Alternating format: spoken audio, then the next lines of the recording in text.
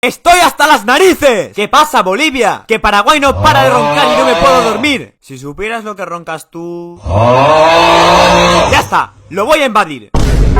¿Qué intentabas? Uruguay, entiéndeme, no puedo dormir. Me da igual, ni se te ocurre invadirle. Está bien. Entonces le voy a meter esto por el culo.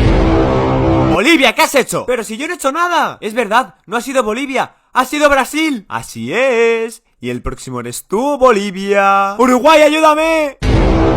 ¿Ahora te vas a tranquilizar? Déjame pensarlo. No. Bolivia. ¡Ah! Oye, ni se te ocurra tocar a mi pana Bolivia. Eso ya lo veremos. Ahora sí, Bolivia. ¿Es en serio? Sí. Pues entonces te voy a invadir. Ni se te ocurra. Eso, deja en paz a Bolivia. Y a Perú. ¿Pero qué demonios? Cállate o te inflo. Pero ni peros ni nada. Ya estamos hartos de que todos los días un país se levante de mal humor e invada a todo el mundo. Tenéis razón, chicos. No tengo que invadir a Bolivia. Tengo que invadiros a todos.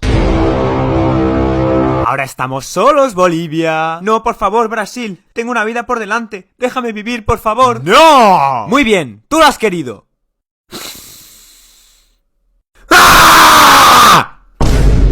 Muy bien, Brasil. ¿Qué hemos aprendido hoy? ¡Que me duele el culo!